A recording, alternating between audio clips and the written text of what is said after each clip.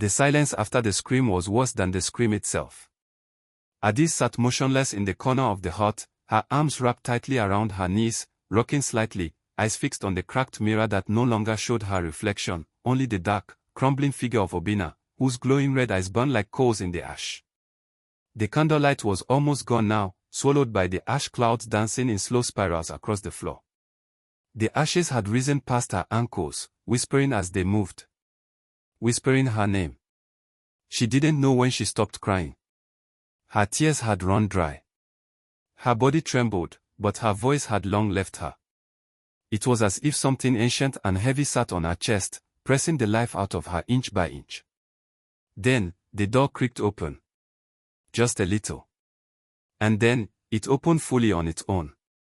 The air shifted. Outside was not the village anymore. Not the wedding guests. Not the drums. Not even the earth. It was an endless field of black sand and bone-white trees, standing leafless against a sky that glowed faintly purple, as if lit from within. The wind carried the faint echo of laughter, laughter that didn't sound human. The smell of burnt things filled her nose.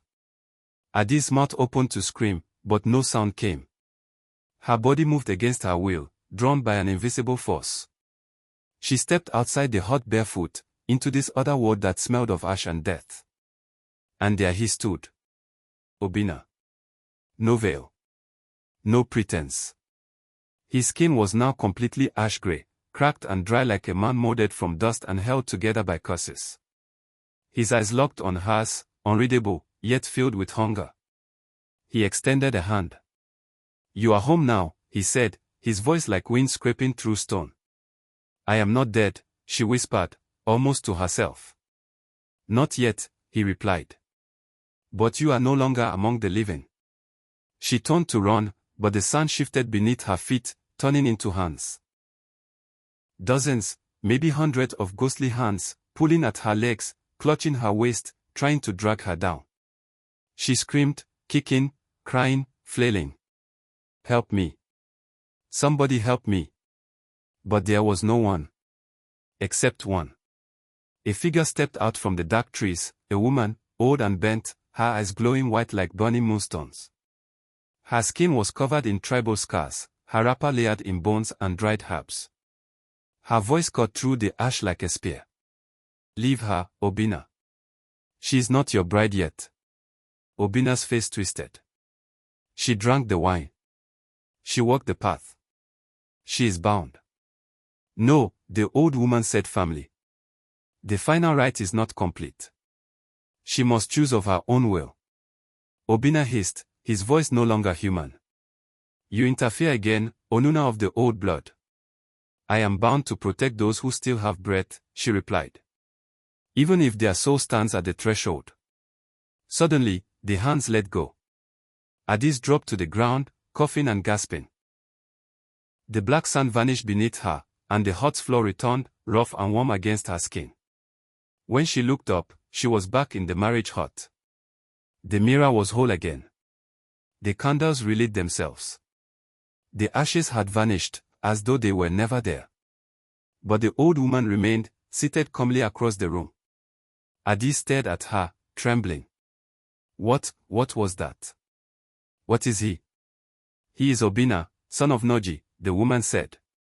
"Once a great warrior. Now, a spirit trapped between worlds." "Why me?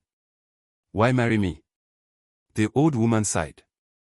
"Because your bloodline is unguarded. Your people have forgotten the old rites. Your ancestors sleep. And when the ancestors sleep, the spirits feed." Addis' eyes filled with tears again. "I want to go home." "You cannot," said the woman, rising slowly. "Not yet. The union has begun. You must finish it, or break it." "Break it?" Addis asked, voice shaking. "How?" "You must journey to the place where his bones lie. Touch them with fire. Release his spirit, or he will claim yours." Addis stood slowly, her legs still weak.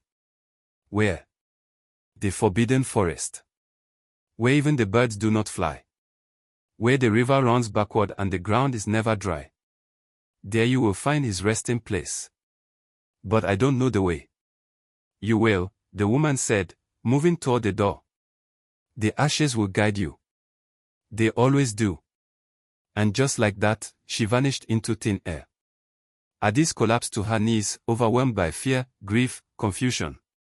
Her mind spun with images, the mirror, the hands, the ghost groom's voice, the field of bone-white trees. Then, she heard it again. A soft rustling behind her. She turned slowly. At the corner of the hut, ashes began to fall once more, forming a trail on the floor. A path. Leading outside. Into the unknown. Addis knew what it meant. The journey had begun. She could no longer run. Only walk the path, or perish in the arms of the dead. Like and follow for part 3.